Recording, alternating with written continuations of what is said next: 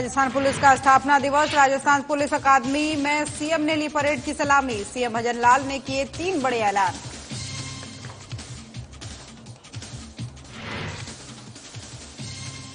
जल जीवन मिशन के तहत 19,000 करोड़ के वर्क ऑर्डर जारी। सीएम भजनलाल शर्मा ने दिए निर्देश। विद्युत कनेक्शन जारी करने के दिए निर्देश।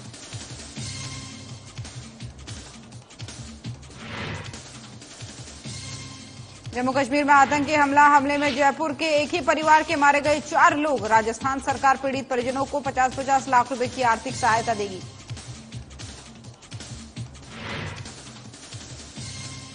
राज्य में बीजेपी के अंदर सियासी हलचल तेज। 5 विधानसभाओं में उपचुनाव को लेकर हलचल तेज। पूर्व सीएम वसुंधरा राजे को मिल सकती है बड़ी जिम्मेदारी।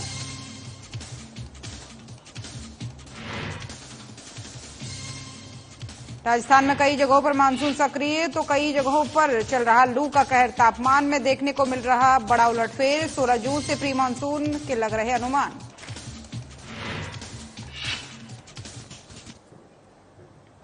नमस्कार, बहुत स्वागत है आप सभी का राजस्थान की खबरों में और मैं हूं आपके साथ ज्योति। राजस्थान पुलिस स्थापना दिवस के मौके पर मुख्यमंत्री सुबह 7:30 बजे राजस्थान पुलिस अकादमी में आयोजित राज्य स्तरीय समारोह में मुख्य अतिथि के रूप में शामिल हुए। पहले उन्होंने सेरेमोनियल परेड की सलामी ली और फिर उत्कृष्ट सेवाओं के लिए पुलिस अधिकारी और कर्मियों को पुलिस पदक प्रदान किए। वहीं सीएम ने पुलिस महकमे के लिए 3 बड़ी घोषणाएं भी की। इनमें पहली घोषणा में पुलिस निधि कल्याण कोष सहित अन्य कोषों में बढ़ोतरी की और दूसरी घोषणा में सीएम ने वेलफेयर फंड के लिए 1 करोड़ रुपए देने का ऐलान किया और साथ ही तीसरी घोषणा में उत्सव कोष 2023-24 फंड में 1 करोड़ से बढ़ाकर के 1.5 करोड़ रुपए किया गया। वहीं आज शाम 7 बजे से जयपुर के जवाहर सर्कल स्थित पत्रिका गेट पर पुलिस बैंड का प्रदर्शन किया जाएगा। इसमें राजस्थान पुलिस के सेंट्रल बैंड और हाड़ी रानी बटालियन और संयुक्त बैच का डिस्प्ले होगा और राज्य स्तर पर गुरुवार को सुबह 10 बजे से 11:30 बजे तक जयपुर में आरपीए में पुलिस कार्यों में विधि विज्ञान से जुड़े नियमों पर सेमिनार आयोजित होगा। वहीं इसी दिन शाम को आरपीए में सांस्कृतिक संध्या और भोजन का आयोजन भी रखा गया है।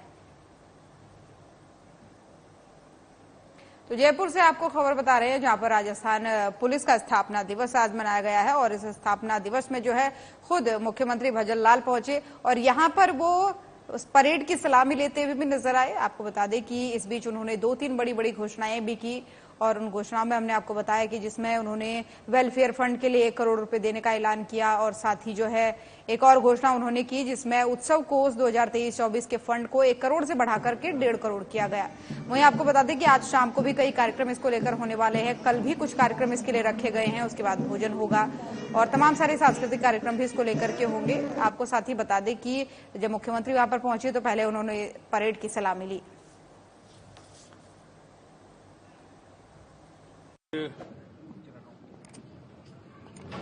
राजस्थान पुलिस का स्थापना दिवस इसलिए कि आचार संहिता में था। आज हमेशा की तरह जिस तरह से स्थापना दिवस मनाया गया है, उत्कृष्ट कार्य करने वाले को आज जिस तरह से सम्मानित किया गया है, निश्चित रूप से अच्छे काम करने वालों को प्रोत्साहन मिलना चाहिए। मैं आज इस अवसर पर सभी पुलिसकर्मियों को बहुत शुभकामनाएं देता हूं कि वो हर परिस्थिति में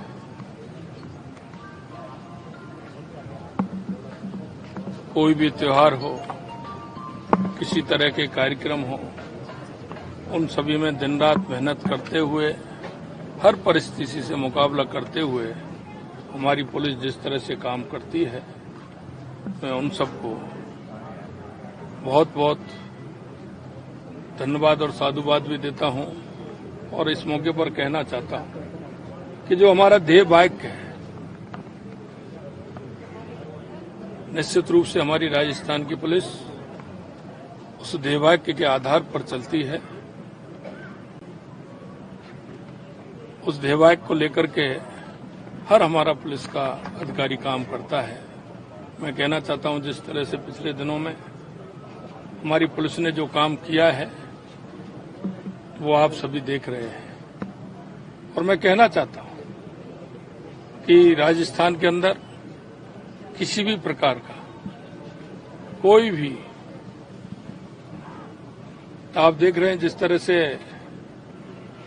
अपराधी, हर तरह के नए अपराध, हर तरह के नए काम करने को, क्योंकि अपराध का स्वरूप भी बदला है, उस स्थिति में हमारी पुलिस हर तरह से सक्षम हो, प्रभावी हो और आधुनिकता के हिसाब से चलते हुए उन सभी ऐसे लोगों के इरादे समाप्त करे।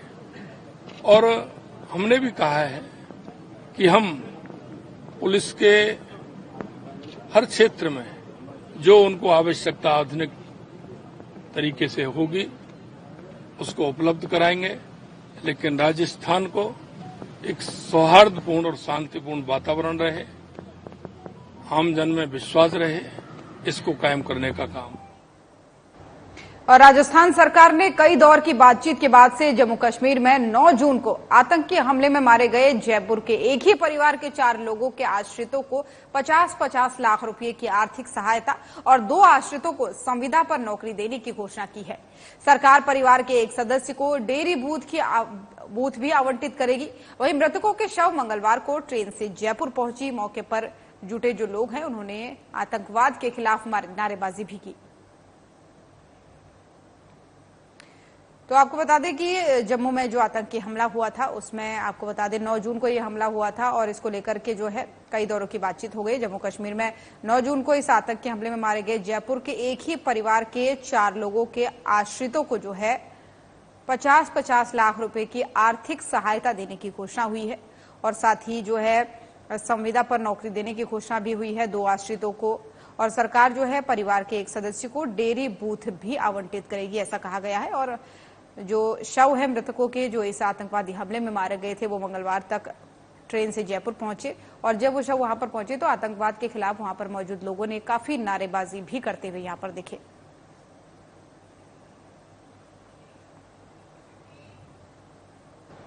और राजस्थान में बीजेपी के अंदर सियासी हलचल तेज हो गई है। इसे राज्य में बड़े राजनीतिक बदलाव के संकेत के तौर पर देखा जा रहा है। दरअसल लोकसभा चुनाव 2024 में बीजेपी का प्रदर्शन राज्य में उम्मीद के मुताबिक नहीं रहा। ऐसे में पार्टी नेताओं पर दबाव भी बढ़ गया है और अगले 6 महीने के भीतर जो है राज्य की 5 विधानसभाओं में उपचुनाव है। ऐसे में बीजेपी इन सभी सीटों पर जीत के इरादे से मैदान में उतरने की तैयारी कर चुकी है और ये 5 ऐसी सीटें हैं जहां गत विधानसभा चुनाव में बीजेपी उम्मीदवारों को हार का सामना करना पड़ा था। मंत्रिमंडल में विस्तार कर 5 सीटों को साधने का प्रयास हो सकता है। ऐसे में प्रदेश की नई सरकार दिसंबर 2023 में बनी। लगभग 6 महीने से ज्यादा का वक्त बीत चुका है, लेकिन भजनलाल सरकार के मंत्रिमंडल का विस्तार फिलहाल नहीं हो सका है। अटकलें थी कि लोकसभा चुनाव के बाद से इसका विस्तार किया जाएगा, जो कि अब खत्म हो चुका है। ऐसे में ये मंत्रिमंडल का विस्तार कर बीजेपी उन सीटों को भी साधने का प्रयास करेगी जिन 5 सीटों पर उपचुनाव होने हैं। आपको बता दें कि केंद्र में प्रधानमंत्री नरेंद्र मोदी की कैबिनेट के गठन के बाद से बीजेपी राजस्थान में प्रदेश स्तर पर संगठन में बड़े बदलाव की तैयारी में है और ऐसे में प्रदेश अध्यक्ष के पद पर बदलाव हो सकता है, ये कहा जा रहा है। और मौजूदा प्रदेश अध्यक्ष जो है सीपी जोशी को बदल करके बीजेपी राज्य में जो है नए समीकरण साध सकती है। सूचना के मुताबिक पूर्व सीएम वसुंधरा राजे को पार्टी एक बार फिर से बड़ी जिम्मेदारी सौंप सकती है।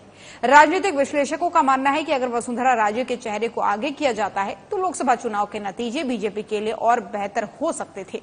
ऐसे में वसुंधरा राजे की वापसी हो सकती है। भजनलाल कैबिनेट के विस्तार में वसुंधरा राजे के करीबी विधायकों को तवज्जो मिल सकती है।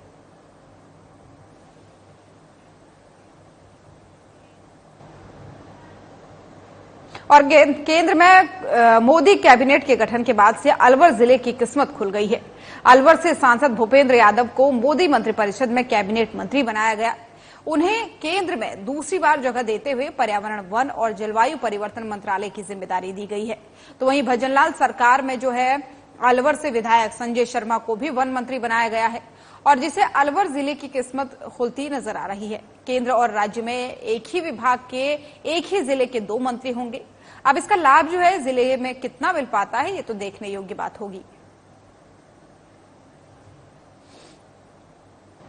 और राजस्थान में जल जीवन मिशन यानी जेजेएम के तहत जून जुलाई में 19,000 करोड़ के कार्यों के लिए वर्क ऑर्डर जारी किए जाएंगे। मिशन के तहत अब तक बनी पानी की टंकियां पेयजल सप्लाई से जुड़ी है या नहीं, सर्वे कर इसकी रिपोर्ट भी तैयार की जाएगी और ग्रामीण क्षेत्रों में पेयजल लाइनें डाल करके इसके दौरान तोड़ी गई जो सड़कें थी उसकी जल्द मरम्मत भी होगी। ये निर्देश मुख्यमंत्री भजनलाल शर्मा ने दिए हैं। सीएम रविवार को मुख्यमंत्री कार्यालय में जेजेएम कार्यों की समीक्षा बैठक ले रहे थे और इस दौरान सीएम शर्मा ने कहा कि पुराने कार्यों की समीक्षा कर गड़बड़ी वाले कार्यों को चिन्हित करें, जिससे जो है उन पर सख्त कार्रवाई की जा सके। उन्होंने ट्यूबवेल्स विद्युत कनेक्शन जारी करने के भी निर्देश इस दौरान दिए। उन्होंने कहा कि प्रदेश को जेजेएम में अग्रणी राज्यों में शामिल करने के लिए नल कनेक्शन जारी करने में तेजी लाई जाए।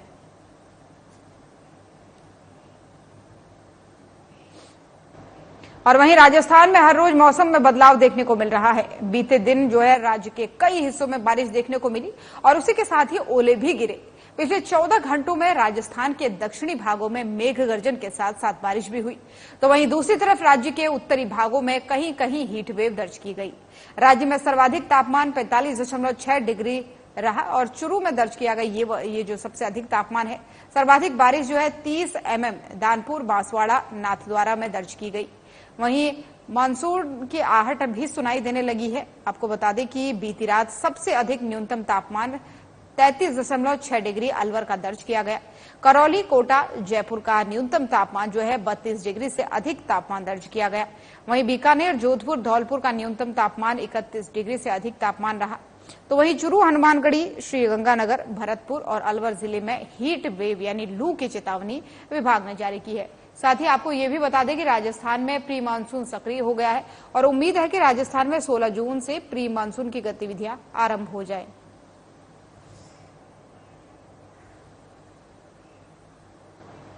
तो राजस्थान की खबरें देख रहे थे आप। बुलेटिन में फिलहाल इतना ही। नमस्कार।